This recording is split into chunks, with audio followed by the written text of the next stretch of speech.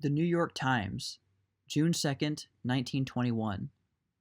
85 whites and Negroes die in Tulsa riots as 3,000 armed men battle in streets. 30 blocks burned, military rule in city. Series of fierce combats. Angered whites surround Negro quarter and set it on fire. Thousands flee in terror. Passing trains hit by volleys in battles at railway stations. Troops rush to city.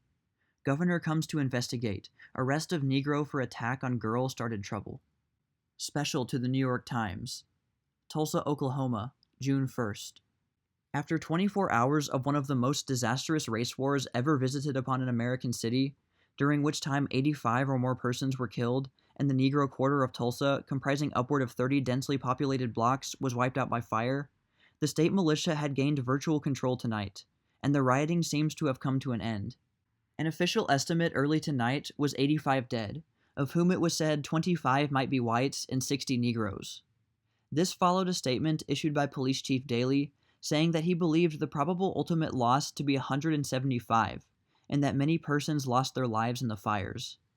Late tonight, however, the known dead were 77, of whom 9 were whites and 68 Negroes. 100 whites and 200 Negroes are estimated to have been wounded, many seriously. All the local hospitals are filled to overflowing, and emergency relief has been started by the Red Cross, YMHA, YWCA, and other welfare organizations.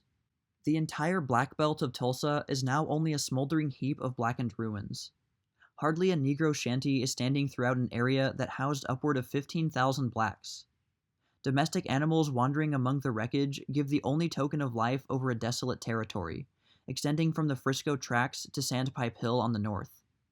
Looting by lawless elements goes on sporadically. Tulsa City and Tulsa County are under martial law, proclaimed at noon. Ordinances, promulgated by the military authorities who are in charge of the city, established a curfew at 7 o'clock this evening, and no person, white or black, was allowed abroad after that hour without credentials. State guardsmen with fixed bayonets patrol all the streets of the business and railroad districts, and armed police and automobiles move through the city to break up suspicious gatherings. Governor Robertson and Attorney General Freeling arrived this evening from Oklahoma City with the announced purpose of making a vigorous investigation into the cause of the outbreaks, which started last evening following rumors that a Negro bootblack, Deck Rowland, held in the courthouse on a charge of assault upon a white elevator girl, was to be lynched. 6,000 Negroes are under heavy guard in hastily established detention camps. Many of these are at the baseball park. The race war that resulted in such a tragedy developed with great speed. After Rowland, the Negro, was arrested late yesterday afternoon, accused of attacking a white orphan girl who ran an elevator in the Drexel office building, rumors flew through the Black Belt that the youth was to be lynched. By 9 o'clock, 500 heavily armed blacks had assembled before the county courthouse, where Rowland was held, with the avowed purpose of preventing a lynching by force of arms. The police, after an effort to disperse the mob, attempted to throw a cordon about the courthouse. This was met with volleys of shots. By 11 o'clock, the news had spread throughout the city, and whites of all degrees and classes began to assemble. The police were unable to control the situation. Every hardware and sporting goods store in the city was broken into as the fast-assembling whites armed themselves. Soon, automobile skirmish parties appeared, and throughout the night, the machines sped through the streets bristling with rifles and shotguns. At midnight, the Negro army before the courthouse began to disintegrate, the Negroes filtering back through side streets to their home district. Here, heavily entrenched, they held the whites at bay until daybreak. As soon as dawn came, 500 whites began the invasion of the Negro quarter. Sharp fighting occurred in the railroad and freight yards, the whites steadily gaining ground as their numbers increased. Negro snipers maintained a harassing fire from windows and housetops. Fires had been started by the white invaders soon after 1 o'clock, and other fires were set from time to time. By 8 o'clock, practically the entire 30 blocks of homes in the Negro quarters were in flames, and few buildings escaped destruction. Negroes caught in their burning homes were in many instances shot down as they attempted to escape. Heavy damage is reported to have been done to property in the freight districts. The Frisco Railroad suffered considerable loss. Engine crews were at work early in the battle area in an effort to save the sided empties, but some were burned. American Legion men were among the earliest to respond in the crisis, and with the militia did valiant work in patrolling the streets. At an early hour this evening, new fighting broke out in the Negro district, according to a fireman just from the district. He stated that firemen attempting to check the flames in North Greenwood Avenue were being made the targets of Negroes, and that state troops, acting under Adjutant General Barrett, who has proclaimed martial law in the entire county, also had been fired upon. At one time during the day of fighting, 3,000 armed white men, it is said, were engaging armed Negroes who were themselves numbered at fully 1,000. Railroad stations were the scene of several encounters, and a number of casualties resulted when trains were fired upon.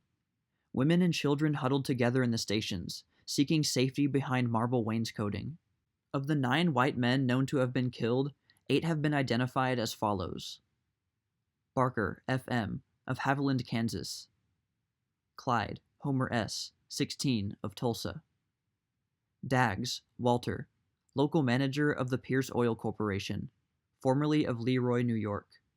James, Arthur, of Weona, Oklahoma. Lotspoik, Carl D., 26, of Tulsa. Shoemate, Cleo, 24, of Tulsa. Withrow, S.J., 19, of Tulsa. Unidentified man, about 40 years old. Only one Negro walks the streets of Tulsa tonight unhampered. He is Barney Cleaver, a Negro deputy sheriff, who is well regarded by both whites and Negroes. Not one of the rioters turned a hand against the peace-loving Negro, and he is the only one of his race who ventures on the streets without an armed guard. Cleaver has been instrumental in getting hundreds of his race to disarm and seek refuge under protection of the troops. Events developed fast in the city's day of tragedy. Dick Rowland, a Negro, was arrested late yesterday afternoon, accused of assault upon an orphan white girl. He was taken to the courthouse and lodged in jail on the upper floor. Apparently, rumors of an attempt to lynch him got about. For about 7 o'clock, motor cars containing armed Negroes appeared on the principal streets, headed for the courthouse. Thereupon, armed white men also began to gather in the same neighborhood. Soon, the streets were filled with shouting, gesticulating men. The first shooting affray came soon after dark, when a Negro was stopped by a police officer and his gun taken away. He attempted to resist, according to the officer, and was shot dead. Meanwhile, a great crowd of whites gathered about the courthouse steps, nearly all of them being unarmed. As the minutes passed, the white men obtained more guns, and began to assume a belligerent attitude themselves. Finally, a verbal altercation between the factions began. E.S. McQueen, detective, attempted to intervene. Suddenly, a shot rang out, and instantly the firing became general, and the crowd scattered in haste, while armed Negroes began training their guns on the fleeing forms. At least one white man was killed in this affray. The Negroes finally retreated slowly up Boulder Street, the alley back of the courthouse, which is on Boston Street, firing as they went. When they emerged on 4th Street, hot skirmishes ensued. A second white man was killed about this time, according to the police, when a party of whites, passing in a motor car, mistook him for a Negro and shot him. He died almost instantly. Soon after the courthouse outbreak, the authorities realized their inability to control the mobs with police alone, and at 11 o'clock, a call was sent to Governor Robertson for troops. The governor promptly directed Adjutant General Charles F. Barrett to take any steps necessary to handle the trouble.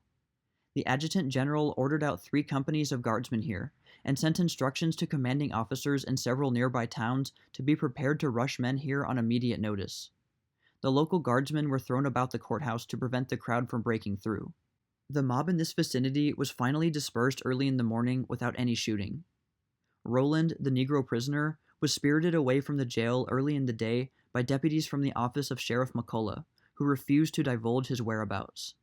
Throughout the early morning hours, 500 white men and 1,000 Negroes faced each other across the railroad tracks. It was reported early to police headquarters that the bodies of 6 to 10 Negroes could be seen lying in a space described as no man's land. The police also had a report that 3 railway switchmen and a brakeman had been shot to death. The trainmen were killed, it was said, because they refused to permit members of the opposing crowds to ride upon a switch engine passing between the lines. The engineer was reported to have escaped. Attempts by white rioters to burn the Negro quarter began early and were persistent. As the dawn broke, 60 or 70 motor cars filled with armed men formed a circle around the Negro section. Half a dozen airplanes circled overhead. There was much shouting and shooting. About this hour, 6:30 o'clock, Incendiarism by wholesale was resumed. Almost simultaneously, fire began to burn forth from the doors and windows of frame shacks along Archer Street. Soon, dense clouds of black smoke enveloped the location. The invaders were apparently supplied with inflammables. According to the police, they set altogether more than 25 separate fires. As the fire enveloped houses, Negroes would dart out with upraised hands, shouting, "Don't shoot." As they dashed through the smoke, they were ordered to surrender and were quickly removed to detention camps. In an outbreak at 7:30 o'clock in the Standpipe Hill district in the extreme northern end of the Negro Quarter, Mrs. S.A. Gilmore, a white woman, was shot in the left arm and side. She was standing on the front porch of her home when she was shot by a Negro. The heaviest fighting was in the northern section, where hundreds of Negroes were concentrated in a valley. 50 were barricaded in a church. Several massed attacks were launched against the church, but each time the attackers had to fall back under the fire of the Negro defenders. Finally, a torch was applied to the building and the occupants began to pour out, firing as they ran. Several of the Negroes were killed. Apparently, the Negroes were either expecting or preparing for trouble with the whites. In almost every second house burned, there were explosions of boxes of shells. The police say that the IWW and other malcontents had been stirring up animosity between the blacks and whites for months. Fires continued to rage all the morning in the Negro section.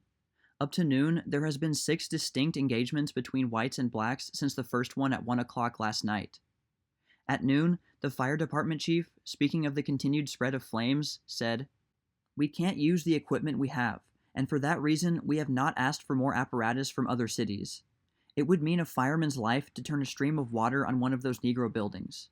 They shot at us all morning when we were trying to do something, but none of my men was hit. There is not a chance in the world to get through that mob into the Negro district." It was found necessary, very early, to establish detention camps for the Negroes who had fled from the blazing section where they had been living. Convention Hall was thrown open to accommodate the terror-stricken fugitives. Throughout the early morning, long lines of Negroes streamed westward along the streets leading to the hall. Many wore their nightclothes and were barefooted. Their sunken eyes told of a sleepless night, and their ashen faces bespoke gripping fear. Men, women, and children carried bundles of clothing on their heads and backs. The articles they saved were varied, and in many cases would have been ludicrous but for the gravity of the situation. Here an old woman clung to a Bible. There a girl with disheveled hair carried a woolly white dog under her arm, and behind trotted a little girl with a big wax doll. By 9 o'clock, 2,000 Negroes had been gathered at Convention Hall, all being under guard. Soon the edifice was filled, as was also the police station.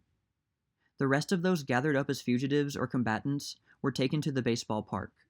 In view of the continued serious condition in Tulsa, martial law was put into effect at noon throughout Tulsa County, following receipt of orders from Governor Robertson directing that the military take over control. It was then estimated that 6 whites and 50 Negroes had been killed in the fighting, with scores wounded. All available National Guardsmen, including companies from Muskogee, Oklahoma City, and Wagoner, who had arrived at 9 o'clock, were stationed in the Negro Quarter. All persons not deputized as special officers were ordered to disarm by a proclamation issued by Mayor Evans. Persons carrying guns were to be arrested instantly. Detachments of guardsmen were scattered throughout the city, with machine guns ready for action. Guards surrounded the armory, while others assisted in rounding up Negroes and segregating them into detention camps. A commission, composed of 7 city officials and businessmen, was formed by Mayor Evans and Chief of Police Gustafson, with the approval of General Barrett, to pass upon the status of the Negroes detained. Despite the placing of the city under martial law, desultory firing continued during the afternoon. An unconfirmed report reached Mayor Evans that 2 more Negroes and a white man had been killed. A check of the hospitals in early afternoon showed that nearly 200 whites were being treated for injuries. More than 50 white patients left the hospitals following treatment without giving names. Most of the patients had arm and leg wounds, and only a few were reported in a serious condition. Many of the injured, it was said, were hurt while engaging in hand-to-hand street fights. Bartlesville, Oklahoma, June 1st. Scores of the Negroes who fled from Tulsa early this morning following the firing of the section of the city in which they had lived arrived here late today, and more are arriving every little while. Refugees also came here from Owasso and Collinsville, near Tulsa, where it was reported signs of trouble were seen. Members of the American Legion have formed a guard over about 200 refugees, among them women and children, who have been taken to the city park for the night. Members of a train crew from Tulsa, who passed through Bartlesville, told Earl Thompson, day operator at the Union Station here, that they had passed 3,000 Negroes near Owasso, about 30 miles south of here, headed in the direction of Bartlesville. Thompson said the trainmen told him that most of the Negroes were walking. Fury of the fighting at Tulsa is shown by scars on train that passed through. Oklahoma City, Oklahoma, June 1st. Evidence of the fury of the race clash was borne by a St. Louis and San Francisco passenger train which arrived here today from the east. Many of the windows in one of the coaches had been shot out, and the sides of the coaches were scarred by bullets fired upon the train as it passed through the Negro Quarter in Tulsa early today. None of the passengers was injured. J. E. Lucas, a traveling salesman who arrived here today from Tulsa, gave a vivid account of the fighting in the vicinity of the St. Louis and San Francisco passenger station. Pullman cars standing in the yards were fired on, and the windows shattered, he said. Passengers left their berths and lay flat on the floor in the aisles. There was a lull in the firing when a passenger train pulled in and women and children alighted. Then the firing began again. Bodies of 3 Negroes were lying in front of the station when the train arrived.